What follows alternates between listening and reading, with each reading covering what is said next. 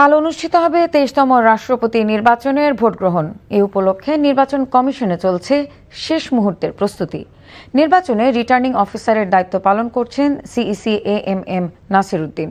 নির্বাচন ভবনের ব্যস্ততার খবর জানাতে সরাসরি যুক্ত হচ্ছেন স্টাফ করেসপন্ডেন্ট শিউলি রায়। শিউলি, কাল তো রাষ্ট্রপতি পদে ভোট গ্রহণ করা হবে, ইসির প্রস্তুতির বিষয়ে কি জানতে পেরেছেন?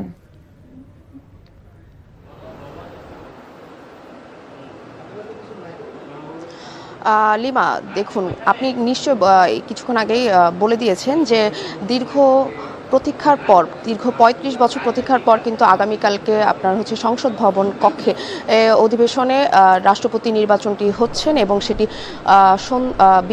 দুপুর 2টা থেকে বিকাল 5টার মধ্যে এই নির্বাচনটি অনুষ্ঠিত হবেন। এবং এই নির্বাচনে কিন্তু ইতিমধ্যে গতকালকে এই নির্বাচন নিয়ে সিনিয়র সচিব আক্তার আহমেদ উনি কিন্তু একটি ব্রিফিং করেছেন এবং উনি কিন্তু বলেছেন যে ইতিমধ্যে এই নির্বাচন কমিশন সম্পূর্ণ প্রস্তুত এই নির্বাচনটির জন্য, এবং এই নির্বাচনকে কেন্দ্র করে নির্বাচন কমিশনের পক্ষ থেকে 20 জন কর্মকর্তা এবং এএম নাসির উদ্দিনের নেতৃত্বে 20 জন কর্মকর্তা কিন্তু এই নির্বাচন তত্ত্বাবধায়ক নির্বাচনে তদারকি করবেন এবং নির্বাচনের দায়িত্ব পালন করবেন। এছাড়াও আপনাকে বলে রাখা ভালো যে এই নির্বাচনটি যেহেতু দীর্ঘ 35 বছর পরে অনুষ্ঠিত হচ্ছে, তো এই নির্বাচনকে ঘিরে আসলে অনেকের কৌতূহল থাকলেও এটা বোঝাই যাচ্ছে যে যেহেতু সংসদ সদস্য বা বিএনপির পক্ষে, যদি সরকার দলীয় পক্ষে সংসদ সদস্য হচ্ছে কি 247 জন সংসদ সদস্য রয়েছেন এবং এর মধ্যে কিন্তু 11 দলীয় জোট জামাতের কিন্তু 90 জন সংসদ সদস্য রয়েছেন। তো এছাড়াও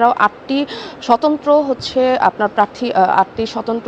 প্রার্থী তারা ভোট রয়েছে। তো কালকে ভোটে আসলে দেখার বিষয় যেহেতু যে 8টি স্বতন্ত্র যে ভোটার তারা আসলে কোন দিকে তারা ভোটটা দিবেন, এবং এছাড়াও যেহেতু সরকারিও দলের 247 জন সংসদ সদস্য রয়েছেন, সেখানে বোঝাই যাচ্ছে যে রাষ্ট্রপতি আসলে আমাদের আগামী রাষ্ট্রপতি কে হতে যাচ্ছেন।